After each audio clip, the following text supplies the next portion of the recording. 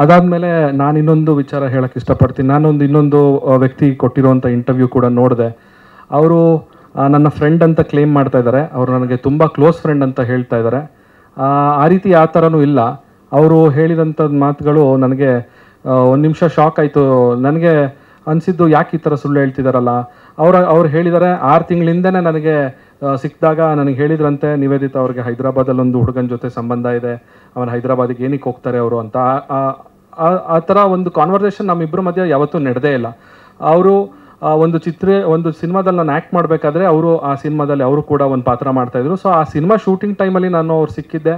ಅವ್ರು ಸಿಕ್ಕಿದಾಗ ಸಿನಿಮಾ ಬಗ್ಗೆ ಮಾತಾಡಿದ್ದೀವಿ ಹೊರತು ಸೊ ಈ ರೀತಿಯಾದಂಥ ಯಾವುದೇ ವಿಚಾರ ಮಾತಾಡಿಲ್ಲ. ಮತ್ತು ಅವರು ಅಂದ್ರಂತೆ ನಿವೇದಿತಾ ಅವ್ರು ಸರಿ ಇಲ್ಲ ಅಂತೆಲ್ಲ ನನಗೆ ಹೇಳಿದ್ರಂತೆ, ನಾನು ಅದನ್ನು ಕೇಳಿದ್ನಂತೆ. ಸೊ ಈ ಥರ ಎಲ್ಲ ಒಂದು ಸುಳ್ಳು ಹೇಳಿಕೆಗಳು ಯಾಕೆ ಕೊಟ್ಟರು ಅನ್ನೋದು ನನಗೆ ಆ್ಯಕ್ಚುಲಿ ಗೊತ್ತಾಗಲಿಲ್ಲ.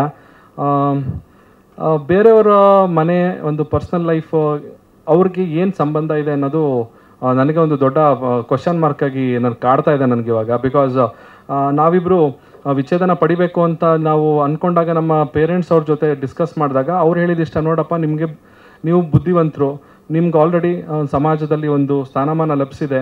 ಸೊ ನಿಮ್ಮ ಒಂದು ಡಿಸಿಷನ್ನ ನೀವು ತಗೊಳ್ಳಿ ಅಂತ ನಮ್ಮ ತಂದೆ ತಾಯಿಗೆ ಇರ್ಬೋದು, ಅವ್ರ ತಂದೆ ತಾಯಿ ಆಗಿರ್ಬೋದು, ನಮಗೆ ನಮ್ಮ ಡಿಸಿಷನ್ ಮಾಡ್ಕೊಳ್ಳಿ, ನಿಮ್ಮ ಜೀವನ ನಿಮ್ಮ ಕೈಲಿದೆ ಅಂತ ನಮಗೆ ಬಿಟ್ಟರು.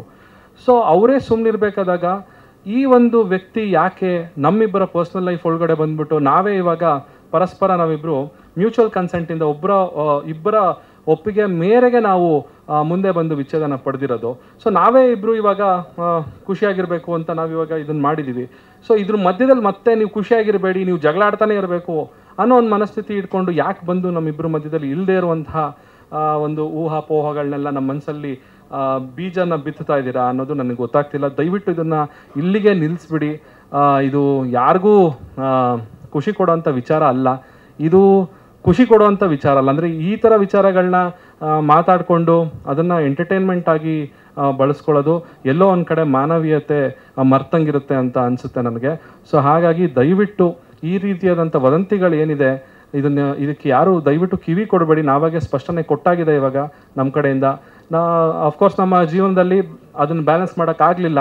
ಎಲ್ಲರಿಗೂ ತುಂಬ ಖುಷಿ ಇತ್ತು ನಮ್ಮಿಬ್ಬರು ಜೋಡಿ ಚೆನ್ನಾಗಿದೆ, ನಿಮ್ಮ ಒಳ್ಳೆ ಜೋಡಿ ಅಂತ. ನಾವು ಅದನ್ನು ತುಂಬ ಬ್ಯಾಲೆನ್ಸ್ ಮಾಡಿದ್ವಿ, ಅದನ್ನು ಇನ್ನೂ ಮುಂದುವರಿಸ್ಕೊಂಡು ಹೋಗೋಣ ಅಂತ. ಬಟ್ ಸ್ಟಿಲ್ ಎಲ್ಲೋ ಒಂದು ಕಡೆ ಅದು ಸಾಧ್ಯವಾಗಲಿಲ್ಲ. ಅದಕ್ಕೆ ಈ ಒಂದು ಡಿಸಿಷನ್ನ ತೊಗೊಂಡಿದ್ದೀವಿ ನಾವು. ಆ್ಯಂಡ್